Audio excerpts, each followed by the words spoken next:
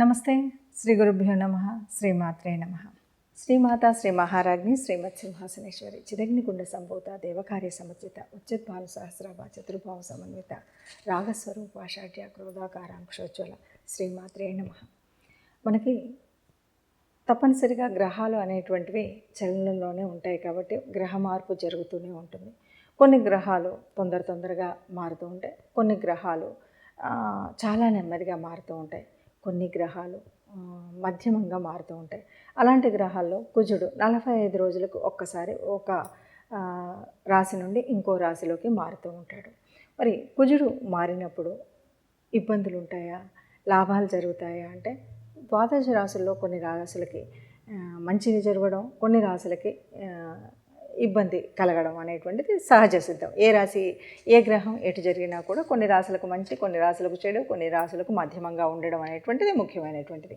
ఆ రకంగా చూస్తే మరి ముందుగా కుజుడు సంచారం వల్ల మరి ఏ రాశులు లబ్ధి పొందుతాయి ఏంటి అన్నది పక్కన పెడితే అసలు కుజుడి లక్షణాలు కనుక చేసుకుంటే కుజుడికి కోపం, గొడవ, ఒక రకమైనటువంటి వీరత్వం, సైన్యాధిపతి అంటూ ఉంటాం సహజంగానే.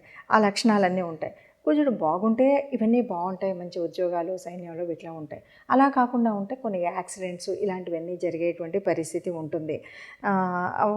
అయితే వీటిని ఈ దృష్టిలో కనుక చూసినట్టయితే మరి కుజుడు బాగా లేకుండా ఉండేటట్టు అంటే మనం చాలా వరకు కుజుడు అనగానే మనం ఎంతసేపు కుజదోషం ఇక్కడి వరకే చూస్తూ ఉంటాం. కుజదోషం వేరు, అది ఉన్నటువంటి గ్రహాల స్థితిని బట్టి. అలా కాకుండా కుజుడు ఈ సంచారం మూలంగా ఒక్కొక్క రాశిలోకి వెళుతూ ఉన్నప్పుడు జరిగేటువంటి పరిస్థితి అలా చూస్తే కనుక మకర రాశిలో నుండి మళ్ళీ ఆయన ఇంకో రాశిలోకి కుంభరాశిలోకి వెళ్ళాలి అంటే 45 రోజులు ఇక్కడ ఉంటాడు.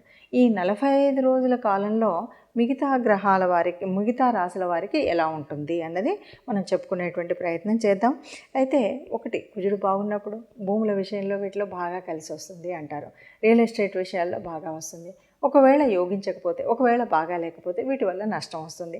కాబట్టి ఈ విషయంలో మనం జాగ్రత్త తీసుకోవడం కోసమే మనం చేసేటువంటి ప్రయత్నము కుజ సంచారం ఎక్కడెక్కడ ఉంటే ఎవరికి ఎలా ఉంటుంది అని చెప్పుకునేటువంటి ప్రయత్నం మనం చేస్తామన్నమాట. అయితే మొదటి 14 రోజులు తర్వాత అంటే మకరం నుండి కుంభంలోకి వెళ్ళినప్పుడు వేరుగా ఉంటుంది. కాబట్టి మొదటి 14 రోజులు ఎలా ఉంటుంది, తర్వాత ఎలా ఉంటుంది అంటే మకర రాశిలో ఉన్నటువంటి వాడు ఫిబ్రవరిలో కనుక చూస్తే మొదటి 14 రోజుల తర్వాత 15వ తారీఖు అప్పటి వరకు కుజుడితో పాటు ఉన్నటువంటి రవిగ్రహము కుంభంలోకి వెళుతుంది. అలా రవిగ్రహం కుంభంలోకి వెళ్ళేసరికి కుజుడు తన యొక్క శక్తిని అంతా కూడా ప్రదర్శించగలుగుతాడు. రవితో ఉన్నప్పుడు ఆ ప్రదర్శన ఉండదు కాబట్టి తన యొక్క స్వయం ప్రతిపత్తిని ప్రయోగించగలిగే శక్తి ఉండేటువంటి స్థితి మనకు కనిపిస్తుంది. కాబట్టి కుజగ్రహం ఈ 45 రోజుల వల్ల మిగతా ద్వాదశ రాశుల వారికి ఎలా ఉంటుందో చూద్దాం. ధనురాశి వారికి కనుక చూసినట్టయితే 2వ స్థానంలో ఉన్నారు. 2వ స్థానం ఎందుకు? కుటుంబ పరంగా ఇప్పటికి ఉన్నటువంటి ఆస్తి ఏదైతే ఉంటుంది కదా, ఈ ఆస్తి చెప్పాలి అంటే బాగా వృద్ధి చేసుకునేటువంటి అవకాశం ఇప్పటి నుండి, ఇంతకుముందు నుండి ఎప్పటి నుండో కొందాము అనుకున్నటువంటి వాళ్ళకు కొనేటువంటి అవకాశం రానటువంటి వాళ్ళకి చక్కగా కొనుక్కోవడానికి వచ్చినటువంటి సమయం, ఆస్తిని వృద్ధి చేసుకునేటువంటి సమయం.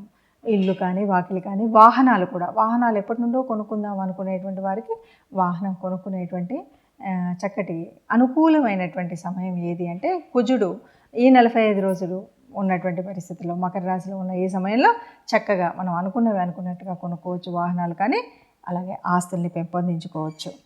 ఇక అంటే ఈ రకంగా మనం చెప్పినట్టయితే ధనుసు రాశి వారికి మొత్తంగా కుజుడు ఈ కుజ సంచారంలో మంచి లాభమే జరుగుతుంది అని చెప్పచ్చు. మరి ఇప్పటి వరకు చెప్పుకున్నటువంటి దాంట్లో మీరు చూడగానే ఇది భయపడిపోయి అయ్యో కుజుడు బాగాలేదు, ఈ 45 రోజులకు నాకు నష్టం అని కుజుడు అనుగ్రహం లేనటువంటి వాళ్ళు కానీ, కుజుడు తన నీచ స్థానంలో ఉన్నటువంటి రాశుల వారు కానీ అనుకోవడానికి వీల్లేదు. ఎందుకు అంటే మనకి ఇది గోచార రీత్యా మాత్రమే మనం చెప్పుకునేటువంటి పరిస్థితి. మీకు మీ జన్మజాతకంలో ఎలా ఉందో ఆ గ్రహాల యొక్క స్థితిని బట్టి, ఆ గ్రహాల దశ నడుస్తున్న దశను బట్టి, నడుస్తున్నటువంటి అంతర్దశను బట్టి, అంతేకాదు గ్రహాల యొక్క యుతి, దృష్టి, వీటన్నింటి యొక్క ప్రభావం ఉంటుంది. ఇవన్నింటిని దృష్టిలో పెట్టుకుంటే తప్ప మనకి ముందుకు వెళ్ళలేము. కాబట్టి ఏదో ఇట్లా చెప్పారు కాబట్టి ఇంకా నాకేమీ అంత అంటే ఏదో కుజుడు నాకు నిజస్థానంలో ఉన్నాడు, కుజుడు శత్రువులతో కలిసి ఉన్నాడు, ఇలాంటి భావన మాత్రం అస్సలు పొందకండి. ఇదంతా కూడా కేవలం 30-40% గోచార రీత్యా ఉండేటువంటి ఫలితం ఉంటుంది. ఈ 30-40% ఉన్నప్పుడు మరి ఎందుకు చెప్పుకోవాలి అని అనకండి. ఎందుకు చెప్పుకోవాలంటే ఈ 30-40% అయినప్పటికీ కూడా మనకు ఈ నెల రోజులు ఆ ఇబ్బంది కూడా ఉండకుండా ఉండాలంటే రాబోయేటువంటి ప్రమాదం ఏంటి, రాబోయేటువంటి లాభం ఏంటి, రాబోయేటువంటి స్థితి ఏంటి, రాబోయేటువంటి ఈ స్థితిగతులను తెలుసుకొని దానికి కావాల్సినటువంటి దేవత ఆరాధన కానీ, గ్రహ అనుకూలతకు చేయవలసినటువంటి పనులు కానీ, పూజలు కానీ చేసుకుంటూ, లేదు కోపాన్ని కాస్త నివారించుకోవడం, లేదు ప్రయాణం చేసేటప్పుడు కాస్త తగు జాగ్రత్తల్లో వెళ్ళడం, ఇలాంటివన్నీ నిర్ణయాలు తీసుకుంటాం. కాబట్టి ఈ నిర్ణయాల కోసమే మనం ముందు జాగ్రత్తగా ఈ విషయాలు చెప్పుకుంటూ ఉంటాము. అలా చెప్పుకుంటూ మరి ఏం పరిహారాలు చేద్దామో చూద్దాం. కుజగ్రహం అనగానే ఇది భూగ్రహం. ముఖ్యంగా కుజగ్రహ దోషాలు ఉన్నప్పుడు మనం మంగళవారాలు పూజ చేయడము, అలాగే కుజుడికి అధిపతి అయినటువంటి వాడు మరి సుబ్రహ్మణ్య స్వామిని ఆరాధించడం, ఇవి చేస్తాం. గ్రహాలు అంటే కుజుడు మనకు యోగించకపోని ఈ 45 రోజుల కాలం కనుక మనం సుబ్రహ్మణ్య స్వామి ఆరాధన చేసిన, ఏదైనా సరే ఎవరికైనా దానం ధర్మం చేసేటప్పుడు కందిపప్పు ఇలాంటివి దానం చేసినా, ఎర్రటి వస్త్రాలు దానం చేసినా మనకు అనుకున్నటువంటి ఫలితం ఉంటుంది. అయితే ఇక్కడ మహాదశ అంతర్దశలు కూడా వీటికి కనెక్ట్ అయినప్పుడు ఉండేటువంటి పరిస్థితి ఒకలాగా ఉంటుంది, లేనప్పుడు ఒకలాగా ఉంటుంది. అలాగే ఇప్పుడు మనం చెప్తున్నటువంటి దానికి త్రికోణాధిపత్యం ఏదైనా వచ్చినట్టయితే వేరేలాగా ఉంటుంది. అంటే 159 లాట్స్లో కనుక కుజుడు ఉన్నప్పుడు మంచి చేస్తాడు. ఆ మంచి చేసేటువంటి పరిస్థితి వేరేలాగా ఉంటుంది. ఈ మంచి చేసినప్పుడు కుజుడు అనగానే భూమికి సంబంధించినటువంటి వాడు మంచి అంటే ఏదైనా డిసిప్లిన్కి సంబంధించినటువంటి కొన్ని ఉద్యోగాలు ఉంటాయి, అంటే రక్షణ విభాగానికి సంబంధించినటువంటి ఇటువంటి వాటిలో ఉన్నటువంటి వాటిలో ఎప్పటికే ఉన్నట్టయితే మంచి ఉపయోగాలు ఉంటాయి, మంచి వృద్ధి ఉంటుంది. అలా కాకుండా ఇప్పుడే తెచ్చుకోవాలి అన్నటువంటి వాళ్ళకి ప్రయత్నాన్ని చేస్తే కనుక మంచి ఫలితం ఉంటుంది. అలాగే భూముల వల్ల రియల్ ఎస్టేట్ వల్ల మంచిగా కలిసి వచ్చేటువంటి పరిస్థితి ఉంటుంది. అలా కాకుండా ఉన్నట్టయితే కొద్దిగా గొడవలు గోళ్ళు, చిన్న పని చేసినా కూడా ఏదో ఒక దెబ్బ తగిలించుకోవడం ఇలాంటివి కూడా ఉంటాయి. కాబట్టి ఇక్కడ మనం చేయవలసినటువంటిది ఏమిటి అంటే ఇప్పటి వరకు విన్నటువంటి దాని మూలంగా మనకు అనుకూలించేటువంటి గ్రహం అయినా కాకుండా తప్పనిసరిగా గ్రహ అనుగ్రహం పొందాలి. కాబట్టి కుజ ఆరాధన ప్రతి మంగళవారం తప్పనిసరిగా సుబ్రహ్మణ్య స్వామిని ఆరాధించడం, అలాగే మనకు తోచినంత వీలైనంత ఏదైనా పేదవాళ్ళకి దానం చేయడం అనేటువంటిది, ముఖ్యంగా కందిపంపుకు సంబంధించినటువంటిది.